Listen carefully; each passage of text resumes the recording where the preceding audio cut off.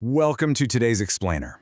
We're about to dissect something truly wild, a chilling, recently declassified FBI report from 1964. We're looking at the actual primary source documents detailing one of the most famous, meticulously recorded, and just straight-up unexplained encounters in American history. You might be wondering, why does this matter now? Well, with all the modern chatter around unexplained aerial phenomena, looking back at how the federal government rigorously documented these impossible events decades ago gives us a really crucial baseline. We're going to walk through the exact timeline, the hard physical evidence, and the absolutely terrifying sensory experience of a lone police officer out in the New Mexico desert. Landed and has taken off. Just let that phrase sink in for a second. That is not a line from some sci-fi movie. It's the exact phrase radioed in by a police officer, recorded by an operator who was just receiving a frantic dispatch.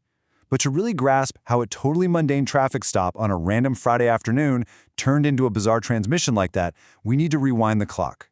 Take a look at this. It's an official United States Department of Justice memorandum.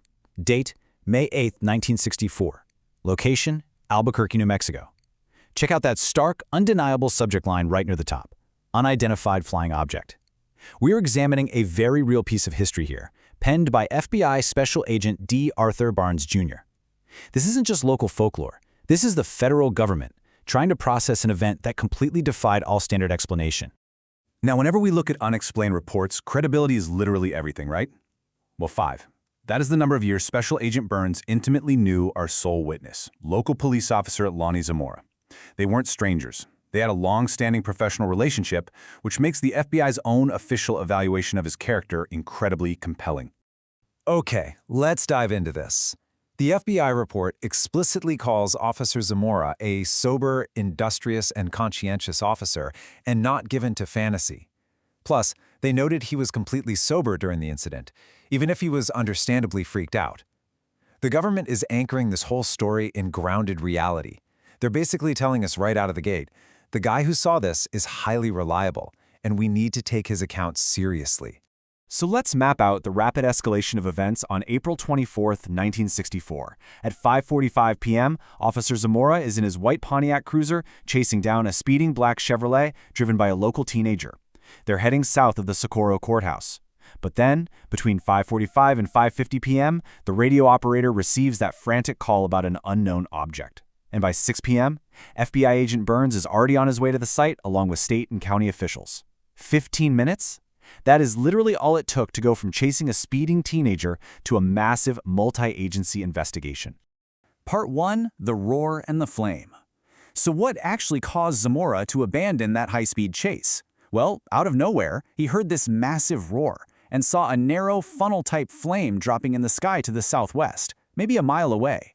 His first logical thought was that a local dynamite shack had just blown up, so he breaks off the pursuit and heads straight toward the suspected explosion. Now, what's really interesting about this slide is the specific acoustic transition Zamora describes. The FBI report makes a point to note that the noise was a roar, not a blast like a typical explosion. And it definitely wasn't a jet. He knew exactly what jets sounded like. This sound shifted distinctly from a high frequency down to a low frequency and then just stopped. And that flame? It was bluish with an orange base, very narrow at the top, slowly descending. Meanwhile, Zamora is struggling to drive his cruiser up a steep, loose gravel hill, tires spinning. He literally had to back down and try 3 times just to get over the crest. Part 2, the object in the arroyo. Zamora finally crests that 60-foot hill and rolls slowly westward, fully expecting to find a smoked-out dynamite shack or maybe an overturned white car from a tragic accident down in the gully. But as he looks down, mundane reality just shatters. We're going to list these details exactly as he recorded them. He sees an aluminum-white, shiny object, oval-shaped, resting on 2 slanted legs. Standing right next to it are 2 people in white coveralls. They look like small adults or maybe large kids. As his police car rolls up, one of these figures turns, looks straight at him, and literally jumps in surprise. And the object itself? Perfectly smooth. Absolutely no windows, no doors. The only distinguishing mark on the entire craft was this. This is the actual sketch Zamora quickly drew for a sergeant just moments after the encounter. It was a red insignia right in the middle of the smooth surface, about 2.5 feet high.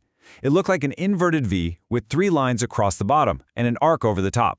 The FBI documented this exact symbol down to the letter. At this point, Zamora is just operating on pure police instinct. He gets on the radio to say he's checking out a possible accident in the arroyo. He starts to get out of the car, but his radio mic slips and falls to the floorboards. He reaches back to pick it up, and in those few heart-pounding seconds, the figures completely vanish. Instead, he hears 2 or 3 loud, heavy thumps, like someone slamming a metal door hard. And then, a deafening, low-to-high frequency roar kicks in. The thing begins to power up. A flame shoots out directly underneath it, light blue with an orange base. The craft starts rising straight up into the air.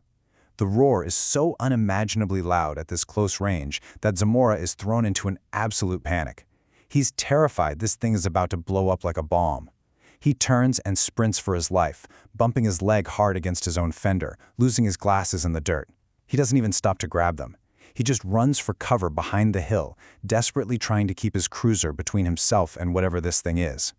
And then, the sound profile completely shifts. Zamora dives to the ground over the hill, covering his head. But suddenly, that deafening roar just stops. Complete, eerie silence, except for a sharp, high-to-low tone whine that lasts for maybe 1 second. Then nothing. He peeks up, and the object is shooting off silently to the southwest in a straight line, maybe 10 to 15 feet off the ground. It effortlessly clears that dynamite shack by mere feet, moving incredibly fast. Shaking, Zamora sprints back to his cruiser, grabs his glasses, and gets on the radio with Nep Lopez. He's panting, sweating, just desperately trying to rationalize what he's looking at as it shrinks into the horizon. He tells Lopez to look out the window. Lopez asks, "What is it?" And Zamora, almost confused, says, "It looks like a balloon." It just gets smaller and smaller, disappearing completely over 6 Mile Canyon Mountain. No smoke, no noise, just gone. Part 3. The Physical Evidence. This is where we cross from a terrifying personal experience into objective, documented reality. Sergeant Chavez is the first backup to arrive. He finds Zamora sweating, pale as a ghost, barely able to speak. He just points down into the arroyo at the burning brush. And this brilliantly illustrates exactly why this case is so historically significant. The FBI and local police got right to work documenting the physical evidence left behind in the earth. Agent Burns officially recorded 4 distinct indentations. They were rectangular, roughly 16 by 6 inches, angled 2 inches deep into the dirt, pushing the earth away. Inside these tracks were burned patches of grass. And get this, they were also these smooth, circular marks, 4 inches across and 1/8 of an inch deep, almost like a heavy jar lid had been pressed into the sand. Something massive, heavy, and extremely hot had been sitting exactly where Zamora said it was. And just to totally rule out some elaborate hoax by a bunch of pranksters, the FBI report confirms how isolated this spot was. No houses, no people, no other objects or vehicles anywhere nearby. There was absolutely nobody around to pull off a prank. And let's be real, no conventional aircraft could leave rectangular, angled depressions, take off silently without a runway, and leave 0 trace behind. So we are left staring right at the FBI's own conclusion. You have a sober, completely reliable police officer who stumbled onto something that defies explanation. A smooth craft with no doors, figures in white coveralls, a bizarre red insignia. He heard the deafening roar, the sharp whine, and he left behind a trail of physical evidence, burned brush and deep tracks in the hard desert sand that federal agents saw with their own 2 eyes. Which brings us to the ultimate question that still hangs over that desert arroyo today. If it wasn't a fantasy, what exactly landed and took off in New Mexico on April 24, 1964?